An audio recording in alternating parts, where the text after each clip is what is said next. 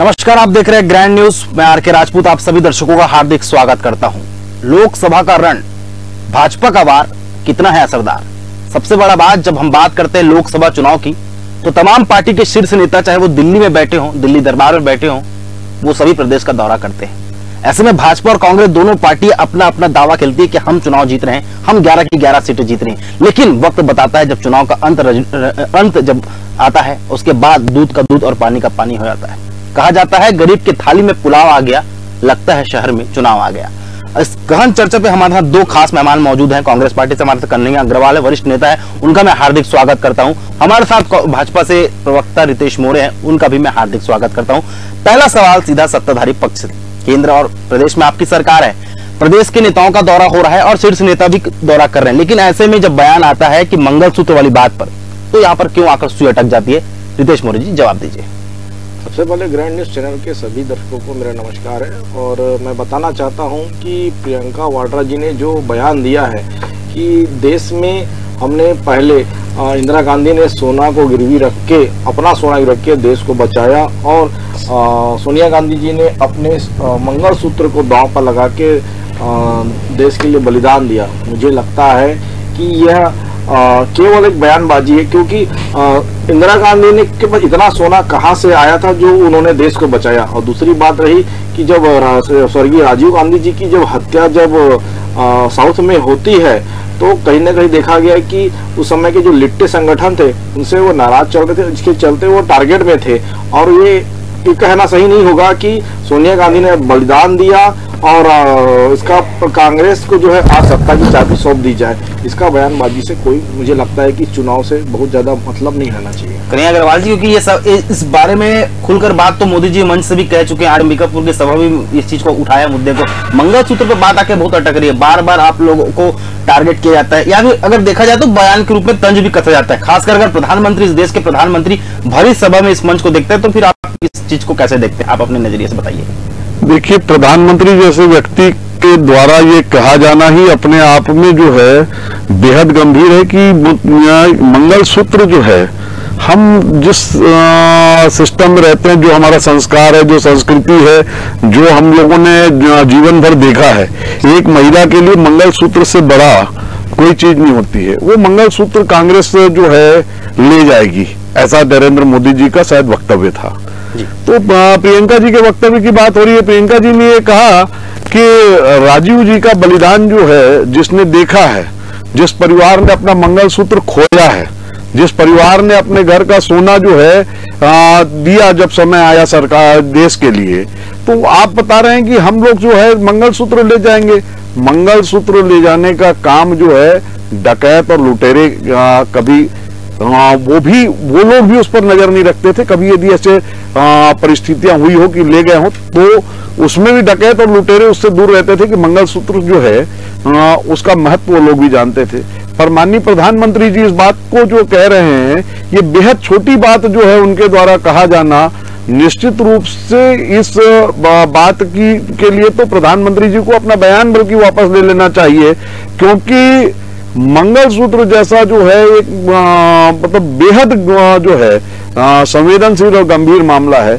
मंगलसूत्र जो है को समझना और उसके संबंध में बोलना और उस पर भी इस तरह की टिप्पणी कर देना, निश्चित रूप से उस पर जो है चिंतन भाजपा के लोगों को करना चाहिए। कांग्रेस पार्टी ने आज तक जो है ना तो किसी के साथ इस तरह का लूट की है, ना कांग्रेस पार्टी इस तरह की लूट का कभी हिस्सा बनी है और ना बनने जाएगी। हाँ, कुछ लोग जरूर इस तरह की हरकतें कर रहे हैं कि जो बार बार इस तरह की बात करते हैं कि देश को कांग्रेस ने इस देश को बनाया तब यहां तक पहुंचे हैं, बल्कि संसाधनों को बेचने का तो काम अब हो रहा है, संसाधनों को लूटने का काम अब हो रहा है।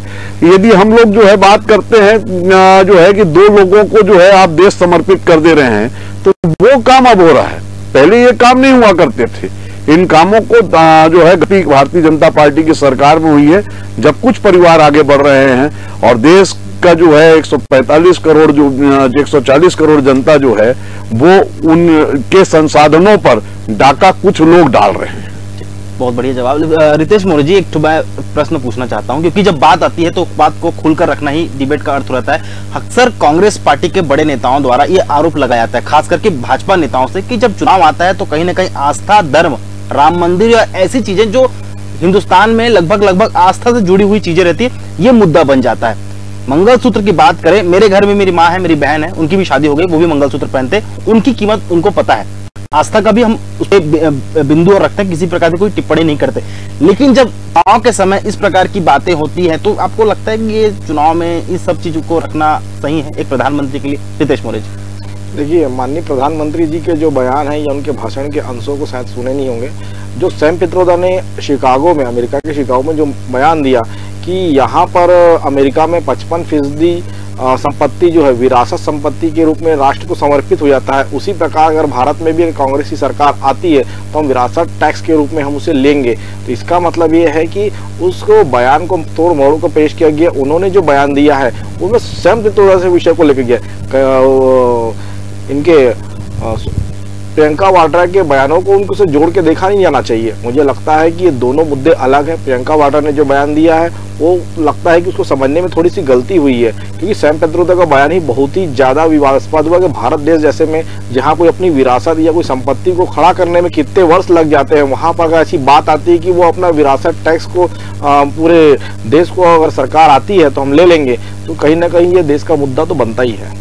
ठीक है, चलिए कोई बात है, आपने भी अपना पक्ष को रखा है। कन्हैया अग्रवाल जी, लगभग प्रधानमंत्री नरेंद्र मोदी कल थे, आज भी थे, आज अंबिकापुर में बहुत बड़ी सभा थी, आज भी फिर वो जबलपुर निकल गए। कितना फायदा पहुंचाएगा पार्टी को, खास करके कांग्रेस पार्टी को, जो अभी भाजपा द्वारा जो बयानबाजी देखी जा रही है, शीर्ष नेताओं का दौरा हो रहा है, जेपी नड्डा आए थे, राजनाथ सिंह आए थे, अमित शाह जी आने वाले हैं और अब नरेंद्र मोदी आए, ऐसे में कांग्रेस पार्टी का स्टैंड क्या रहेगा? क्या राहुल गांधी का भी दौरा और होने वाला है, और भी कुछ ऐसी सभाएं जो लोकसभा चुनाव से पहले जो 2 चरण के मतदान या तीसरे चरण के मतदान को लेकर रायपुर जो फोकस किया जा रहा है, मैं बात क्या कहना चाहता हूँ, भली बात समझ रहे होंगे। देखिए, चुनाव के दौरान पार्टियों के जो राष्ट्रीय नेता हैं, प्रादेशिक नेता हैं, जो भी वरिष्ठ लोग हैं, उनका चुनाव प्रचार में आना सामान्य प्रक्रिया है। लेकिन जिस तरह से प्रधानमंत्री जी और गृह मंत्री जी ने छत्तीसगढ़ में कैंप किया, रात गुजारी है, और लगातार उनके जो भाषण हैं, उन भाषणों में काम के विषय पे चर्चा नहीं हो रही है, काम से बाहर चर्चा हो रही है। ये सारी चीजें इस बात को दर्शाती है कि छत्तीसगढ़ में भारतीय जनता पार्टी की जो है जड़ें हिल गई है। वो विधानसभा चुनाव में जो शिगुफा दे करके सरकार में आ गए, लेकिन इन 4 महीनों में हालात सबके सामने हैं। आज के अखबारों में भी है किस तरह से प्रधानमंत्री जब शहर में हो, उस दौरान यदि हत्याएं हो रही है, जगह जगह चाकू चल रहे हैं, तो दिख रहा है कानून व्यवस्था क्या स्थिति। और छत्तीसगढ़ में कांग्रेस बेहद मजबूत हुई है। यही कारण है कि छत्तीसगढ़ में भारतीय जनता पार्टी जो है वो डरी हुई महसूस हो रही है। उसी डर की वजह से जो है यहाँ पर वो उनके तमाम जो नेता, केंद्र के मंत्री, प्रदेश के मुख्यमंत्री, प्रधानमंत्री, गृह मंत्री और पता नहीं कितने सारे लोग जो हैं, सारे के सारे लोग जो है गली गली चप्पे चप्पे में जो है घूम घूम करके जो है वोट मांग रहे हैं। वोट मांगना अधिकार है, लेकिन जिस तरह से ये भय दिख रहा है उससे स्पष्ट है कि कांग्रेस बेहद मजबूत हो रही है। और वो मजबूती कांग्रेस अपने जो पिछले 5 साल के काम और लंबा जो कांग्रेस का इतिहास है, वो इतिहास लोगों के सामने आ रहा है, काम भी सामने दिख रहे हैं। उन कामों के दम पर ही हम लोग जो है वोट फिर से मांग रहे हैं। ये अलग मामला है कि विधानसभा में हम लोग बाहर हो गए, हमारी सरकार नहीं बनी, हम हार गए, लेकिन एक हार से ये तय नहीं हो जाता है कि पूरी राजनीतिक भविष्य तय हो जाए। वही जनता जो है, इसी क्षेत्र की, इसी छत्तीसगढ़ की जनता ने वापस जिस तरह से प्यार और स्नेह दिया है, जिस तरह का वातावरण पूरे प्रदेश में दिख रहा है, उस वातावरण से स्पष्ट है कि कांग्रेस बड़ा जो है अंतर के साथ बहुत सारी सीटें जीत करके आ रही है। और ये तो पिछले चुनाव में हुआ था विधानसभा में, जब हम लोग जो है 67 सीट जीत करके आए थे, लेकिन लोकसभा में हम नहीं जीत पाए थे। तो इसका भी ये मतलब नहीं है कि इस विधानसभा में हम हार गए हैं तो लोकसभा नहीं जीत रहे हैं। लोकसभा चुनाव में हम लोग जो है बहुत सारे क्षेत्रों में चुनाव जीत रहे हैं। ये 11 जीतने की बात जो लोग कर रहे हैं, उनके जीत में कितना उनका आत्मविश्वास है, इस बात से दर्शाता है कि जो जिस तरह का मैंने कहा कि आदरणीय प्रधानमंत्री जी, आदरणीय गृह मंत्री जी नहीं, पूरे देश भर के बड़े बड़े जो है जितने भी प्रकार से के लोगों को ये ला सकते थे, और जिस तरह से जो चुनाव प्रचार में जिन चीजों का प्रयोग हो रहा है, काम को छोड़ करके बाकी सब बातों का प्रयोग हो रहा है, तो ये आपका कहने का मतलब ये है, ये सब चीजें जो है इससे स्पष्ट हो रहा है कि भाजपा डरी हुई है और कांग्रेस जो है मिलते हुए जन समर्थन के साथ लगातार आगे बढ़ रही है। जवाब ले लेते हैं नितेश मोदी। मुझे लगता है कि कांग्रेस के प्रवक्ता या फिर कांग्रेस के लोगों को इस बात की मालूम नहीं है, जानकारी नहीं है कि भारतीय जनता पार्टी ने इस बार का नारा दिया अब की बार 400 बार, इसलिए प्रत्येक सीट हमारे लिए बहुत ही महत्वपूर्ण है। छत्तीसगढ़ कांग्रेस के पार्टी के लिए छोटा राज्य होगा, लेकिन माननीय नरेंद्र मोदी के लिए या माननीय अमित शाह जी या जेपी नड्डा जी के लिए छत्तीसगढ़ का एक एक सीट हो या देश का एक एक सीट बहुत ही महत्वपूर्ण है। इसीलिए लगातार हर क्षेत्र में, हर लोकसभा के क्षेत्र में पहुंचने का प्रयास हो रहा है। छत्तीसगढ़ की इसी की नीति के तहत उन्होंने यहाँ पर 4 लोकसभा में उन्हें सभाएं की। अमित शाह जी का लगातार दौरा हो रहा है और भी कई केंद्रीयता का होगा। मुझे लगता है कि प्रचार प्रसार एक प्रमुख अंग होता है कि किसी सीट को जिताने के लिए, वहां पर अपनी बात पहुंचाने के लिए। रही बात जो बात होती है बार बार महंगाई और बेरोजगारी की, तो आप देख लेंगे 2014 के पहले बेरोजगारी दर कितना था, आज बेरोजगारी दर कितनी है, ये सबके सामने है। दूसरी बात, अगर जनता अगर महंगाई और बेरोजगारी से परेशान है तो कांग्रेस पार्टी क्यों सड़क पर उतर करके बड़ा प्रदर्शन देश भर या राष्ट्रव्यापी क्यों नहीं करती, मुझे इसका जवाब दे दे। दूसरी बात की लगातार जब मोदी किसी ऐसे विषयों को जब उठाते हैं तो कांग्रेस के पेट में क्यों दर्द होता है। सैम पित्रोदा बयान पर कांग्रेस क्यों मौन है कि विरासत संपत्ति के टैक्स पर वो क्यों अपनी बातों को खुल के नहीं बोल पा रहे हैं। जयराम रमेश का बयान आता है कि सैम पित्रोदा के बयान को व्यक्तिगत देखा जाए, क्या वो कांग्रेस के लीडर नहीं है? तो मुझे लगता है सारी चीजों को देखा जाना चाहिए। राहुल गांधी जहां दंतेवाड़ा में सभा में बोलते हैं दंतेश्वर माया की जय, मुझे लगता है कि यहाँ की भौगोलिक विरासत और सांस्कृतिक विषयों पर भी अध्ययन करने की आवश्यकता है। माननीय नरेंद्र मोदी एक दिन स्टे करते हैं तो मैं आपको बता दूं, आज सुबह ही 6 बजे वो यहाँ के जितने भी सामाजिक संगठन है उनसे वो मिलते हैं, बातचीत करते हैं, सारे परिस्थितियों को समझते हैं। तो मतलब minute to minute Modi ji बात को ध्यान रखते हैं कि मेरा समय प्रत्येक कार्यकर्ता के लिए और जनता से जुड़े हुए समस्या उनके मुद्दों को लेकर के वो सजग रहते हैं। क्या कांग्रेस के नेता या राष्ट्रीय स्तर के इनके राहुल गांधी या खड़गे जी इस प्रकार के विषयों को लेकर छत्तीसगढ़ में कोई बात किए हैं क्या? क्या उनके कार्यकर्ता लगातार बड़े नेताओं से मिलने का बात हुआ है क्या? मुझे इतना बता दिया। हमने तो विधानसभा में हमने फतह करके दिखाया है और जनता ने विश्वास दिखाया, तो हमने जनता की सर आंखों पर लेते हुए उनके मुद्दों को भी हमने पूरा किया। चाहे महतारी वंदन योजना के माध्यम से होगा, किसानों के खाते में हमने 13,220 करोड़ रुपए हमने खाते में डालने का काम किया है। तो कांग्रेस ने क्या किया है ये पिछले 5 सालों में जिसके कारण वो जनता के बीच जाए और काम करे? क्योंकि इनके दुर्ग लोकसभा के जितने भी 3 बड़े नेता है, ताम्रध्वज साहू जी, भूपेश बघेल जी या फिर देवेंद्र यादव जी, अलग अलग सीटों से जाकर के लड़ रहे हैं, ना कि दुर्ग से लड़ रहे हैं। इससे इस बात का दर्शाता है कि भय किसके अंदर है और वातावरण किसके साथ है, ये दिखा रहा है। चलिए, भय किसके अंदर है वो थोड़ी देर पता चलेगा, लेकिन छोटे से ब्रेक ले रुकते हैं। ब्रेक के बाद जल्द हाजिर होंगे। देखते रहिए ग्रैंड न्यूज़। मौसम भी काफी गर्मी पड़ी और सियासी पारा भी काफी गर्म हुआ है। ऐसे में प्रदेश में लगभग 18 ट्रेनें रद्द है और प्रदेश और देश की जनता भी काफी परेशान है। इसीलिए आज Congress PCC chief Deepak Baij railway station गए थे, जहां उन्होंने यात्रियों से बातचीत की, उनका हाल चाल जाना और पत्रकारों से चर्चा करते हुए उन्होंने भाजपा पर काफी तंज कसा है।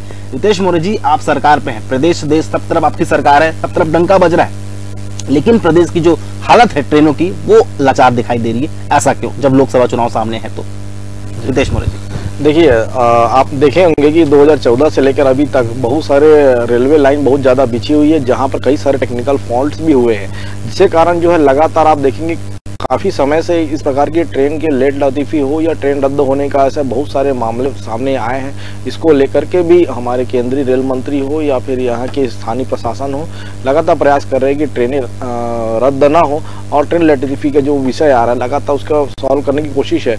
इसको लेकर के मुझे लगता है कि टेक्निकली कुछ चीज़ों को फॉल्ट है जिसको समझने की आवश्यकता है। ये टेक्निकली फॉल्ट नहीं है, मैं बीच में बोलना चाह रहा हूँ। दरअसल ये सरकार एक तरह से पूरी तरह फेलुअर है। पिछले 4 सालों से लगभग 4 साल से ज्यादा समय हो गया होगा। कोरोना के समय तो साल भर ट्रेनें बंद थी, उस समय रख रखाव नहीं कर पाए हैं और बार बार 70 साल का रोना रोने वाली ये सरकार जो है, इन 5 सालों में ट्रेनें रद्द हो रही है। 70 सालों में तो कभी ट्रेनें रद्द नहीं हुई, बल्कि इनको तो ये अवसर भी मिला था कि यदि कुछ गड़बड़ी थी तो 6 महीना 1 साल जो कोरोना का दौर था उस दौर में सुधार सकते थे। पर ये केवल और केवल जो रेल को निजीकरण की ओर ले जाना चाहते हैं, जो ये रेल को भी अपने मित्रों को बेच देना चाहते हैं, उसके लिए ये सब कुछ हो रहा है। धीरे धीरे पहले सीनियर सिटीजन्स का जो है उनकी छूट खत्म कर दी गई, फिर प्लेटफॉर्म टिकट का रेट बढ़ा दिया गया, फिर ट्रेन की टिकटों पर जो है कोरोना सेस लगा करके जो टिकटें बढ़ाई गई, आज तक उसका रेट कम नहीं किया गया। धीरे धीरे पैसेंजर और एक्सप्रेस ट्रेनों को कम करके ये वंदे भारत ट्रेन की ओर जाना जा रहे हैं, ताकि जो है नीचे जो मूल रूप से रेल चलाने का उद्देश्य था कि आम जनता को लाभ मिल सके, आम जनता को यातायात के संसाधन मिल सके। ये सरकारी संसाधन उपलब्ध कराने का मामला था, ना कि सरकारी संसाधन को लूटने का मामला था। अभी तक अब सरकारी संसाधन केवल आपका एक तरफ हो गया है, तो नहीं आप माल भाड़ा पे जा रहे हैं, लगता है प्लेटफॉर्म जगह जगह बिकते जा रहे हैं, एयरपोर्ट लगातार बिक रहे हैं। और मैं आपको बता देना चाहता हूँ, मुंबई का एयरपोर्ट जो जीएमआर के पास था, जीएमआर की कंपनी को किसने बेचा था? मनमोहन सरकार ने जो जीएमआर जो विदेशी कंपनी को बेचने वाले लोग जीएमआर खरीदने का काम तो यहाँ की कंपनी ने किया है। संसाधन आपको मालूम होगा कि जितने बंदरगाह थे, एयरपोर्ट थे, पूरे बंदरगाह पूरे पोर्ट अदानी के बना दिए गए, उन्हीं अदानी के पोर्ट पर जो है प्राइवेट कंपनी को कुछ अदानी के पोर्ट पर जो है पहले प्राइवेट कंपनी को अदानी के कांग्रेस सरकार ने बेचा था, आज दूसरे पोर्ट पे एचडीएफसी की मैं बात करूंगा, जो है आप पूरे संसाधन बेचने का काम जो गवर्नमेंट का संसाधनों को बेच करके मनमोहन सिंह वित्त मंत्री लड़ने वाली ये कांग्रेस जो है देश पूरी जनता को केवल काम किया, हिंदू मुस्लिम में उलझाए रख करके भाजपा पे आरोप लगा रही, संपदा को बेचने में लगे हुए हैं, संपदा को जनता को जो है धार्मिक जो है ध्रुवीकरण करके देश की जनता को भावनाओं में उलझाने वाले जैसा देश की आर्थिक रेलवे तबाह आ रही है। मुझे लगता है 2014 में भी 15 करोड़ का कर्जा था, 10 सालों में वो कर्जा 1,10,10,000 करोड़ बन गया, डबल कर्जा हो गया है। तो आखिरकार जो है देश कहाँ जा रहा है? सरकार आपकी है, ट्रेन का परिचालन व्यवस्था भी सरकार की जिम्मेदारी बनती है, लेकिन जब अगर हम बात करें पिछले 2 सालों के आंकड़े की, लगभग बहुत सारी ऐसी समस्याएं आ रही है, आम जनता भी इससे त्रस्त है, क्योंकि रेल को अगर देखा जाए तो इस देश की बुनियादी वो चीज है और जिसके कारण लोग सफर करते हैं। राजधानी में अगर बात करते हैं, आज स्टेशन में आप जाएंगे, काफी आपको यात्री मिल जाएंगे जो कहते हैं कि लगभग हम 6 घंटों से बैठे हुए हैं, 7 घंटों से बैठे हैं, ट्रेनें रद्द हो गई हैं, ट्रेनें लेट हो रही है, हम एक जगह से दूसरी जगह जा नहीं पा रहे हैं। सीधा सवाल है ना भाई, सरकार को इस पर सोचने चाहिए, कहीं सेंट्रल गवर्नमेंट की अगर अधीन ये सब चीज आता है तो रेल मंत्री जी को भी इस पर खास विचार करना चाहिए। रितेश मौर्य जी, अभी आपने कह दिया कि कुछ टेक्निकल इश्यू है, ऐसा तो नहीं हो सकता ना? देखिए, मैंने पहले भी कहा कि रेल में रेलवे लाइन का जो है जाल लगातार बिछ रहा है, चाहे वंदे भारत की बात हो, चाहे बुलेट ट्रेन बनाने की बात हो, तो ऐसे कारण जो है तो कुछ ट्रेनें रद्द हो जाती है या फिर उसकी लेट लतीफी होती है। जिसका कारण आप अगर आप बताएंगे कि रायपुर के जो रेलवे स्टेशन में स्टेशन मास्टर से जब बात हुई तो वो बताते हैं कि क्या बोलते हैं आगे भी काम अभी जारी है, जिसके कारण जो है ट्रेनें अभी लेट हुई है। ये काम पूरे देश में लगभग जो है बहुत सारे 70 साल का दिन का काम नहीं है, पूरे देश में रेल का जो जाल बिछा वो पूरे भारत की है। तो रेल जो अभी साधनों को लूट करने का प्रयास हो रहा है ताकि आम नागरिक हो यातायात के संसाधन मत मिलने पाए, यातायात का संसाधन नहीं मिलेगा या आम नागरिक परेशान होंगे, दूसरे संसाधनों की ओर डाइवर्ट होंगे। रेल को पूरी तरह से खत्म करने का एक प्रयास जो है इस तरीके से हो रहा है। ऐसा प्रयास नहीं है, एक ट्रेन तो राइट टाइम आ जाए, राजधानी एक्सप्रेस जैसी ट्रेन जो है 6 घंटा 8 घंटा लेट चलती है। मैं तो खुद यात्रा के दौरान मैंने 8-10 बार जो है रेल मंत्री अश्विनी कुमार को ट्वीट किया था कि ये ट्रेन इतनी घंटे लेट चल रही है, यहाँ 1 घंटे खड़ी है, यहाँ 2 घंटे खड़ी है। लगातार ट्वीट करने के बाद उसका जो है कोई जवाब वहां से नहीं आता है। ये केवल और केवल जो है बस एक इन्होंने एक बना लिया है सिगुफा, 70 साल में नहीं हुआ, 70 साल में नहीं हुआ।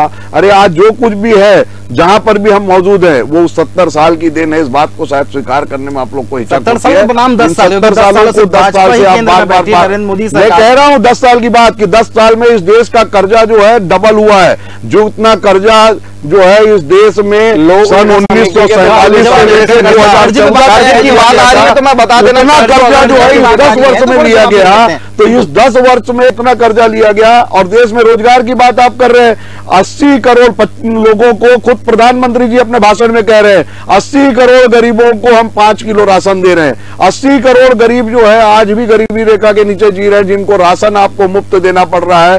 तो आपने इन 10 सालों में कितने लोगों को रोजगार दे दिया? लॉकडाउन में अनाज बढ़ता था, उसका उपयोग जो है कांग्रेस सरकार में शराब को पहुंचाने का काम हो रहा है। दूसरी चीज बोला 80 करोड़ गरीबों को फ्री बार बार इस बात को कहते हैं, मतलब है कांग्रेस के पेट में गरीबों को आप अनाज दे रहे हैं और बार बार ये बोल रहे हैं कि गरीबी रेखा से हमारी सरकार में 25 करोड़ लोग बाहर आ गए। यदि 25 करोड़ लोग आपकी सरकार में गरीबी रेखा से बाहर आए हैं तो वो 25 करोड़ लोगों की संख्या 80 करोड़ में घट क्यों नहीं रही? ये संख्या का लगातार बने रहने का मतलब है कि आपकी सरकार में टीडीएस का बड़ा घोटाला हो रहा है। करोड़ों क्विंटल अनाज आप दे करके खा जा रहे हैं, ये स्पष्ट हो रहा है क्योंकि लगातार अनाज के जो है घोटाले का मामला भी सामने आ रहा है। राशन दुकानों का मैंने भी मामला उठाया था, 2 महीने का राशन छत्तीसगढ़ में कहा गया कि भूपेश सरकार की पर राशन दुकानों में अप्रैल का राशन नहीं पहुंच पा रहा है। ऐसा बात जानकारी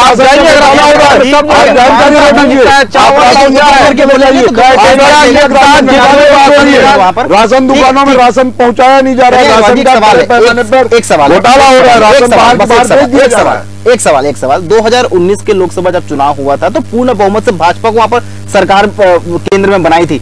इस बार वो 400 पार का लक्ष्य ले रहे हैं, कुछ तो एजेंडा है, कुछ तो 2019 से वो गार्ड बांधकर आगे बढ़े हैं, तभी तो वो कह रहे हैं कि हम 400 पार। अगर ऐसा ही रहता तो 2019 में वो हार जाते, अब वो फिर कह रहे हैं हम 400 पार। अपनी बुनियादी स्तर को लेकर भाजपा जो चल रही काम कुछ तो सोचे होंगे ना। यही सवाल तो मेरा आपसे है कि आप जो आरोप लगा रहे हैं वो ठीक है, हम मान गए उस चीज को, लेकिन सरकार फिर बन कैसे जा रही है? 2024 में तो लोग 400 पार का नारा लगा रहे हैं। देखिए 400 पार का नारा तो इसलिए है ताकि जो गिरता हुआ जनाधार है, जो कार्यकर्ताओं के बीच में जो उनका लगातार जो ग्राफ गिर रहा है, वो कार्यकर्ताओं को बूस्ट करके कार्यकर्ताओं को जिंदा रखा जा सके। और देश के अंदर यदि आप चुनाव की बात कर रहे हैं, 19 का चुनाव जो है कांग्रेस को किस तरह से भाजपा ने ध्रुवीकरण करके जीता था, उस तरह से लोगों के बीच में झूठ परोसा था, आज भी झूठ परोस रहे हैं। इसीलिए व्यक्ति जो है हम दिल्ली कांग्रेस मंगलसूत्र लेने लगी लोगों का, इससे ज्यादा क्या हो सकती है? यदि इस तरह की झूठ और इस तरह की निम्न स्तर की बातें लोगों के बीच में भ्रम फैलाई जाती है, यही झूठ आज केवल और केवल झूठ भारतीय जनता पार्टी के लोग परोसते हैं। और झूठ के दम पर एक बार सरकार याद होगा बार बार झूठ नहीं काम आ सकता है। ये झूठ को ही प्रदेश की जनता ने नकारा था, आगे भी झूठ को पर लोग नकारेंगे और जो है भारतीय जनता पार्टी सत्ता से पूरी तरह बाहर होगी। आपने जिस तरह देश के संसाधनों को बेचा है उसको क्षेत्र की जनता और देश की जनता देख रही है। आज हिम्मत नहीं पा रही है, आप 400 पार जा रहे हैं। मेरी तो एक बात का रितेश जी जवाब दे दे, मतलब जो सरकार 400 पार जा रही हो जवाब दे, घर दरवाजा खटखटा रहे हैं, प्रवेश उत्सव मना रहे हैं, बुला रहे हैं, आजा भाई तू भी आजा भाई, तू भी आजा भाई। लोगों को हाथ पर जोड़ जोड़ के आप अपनी पार्टी बुला रहे हैं, डरा रहे हैं, धमका रहे हैं, छत्तीसगढ़ के अंदर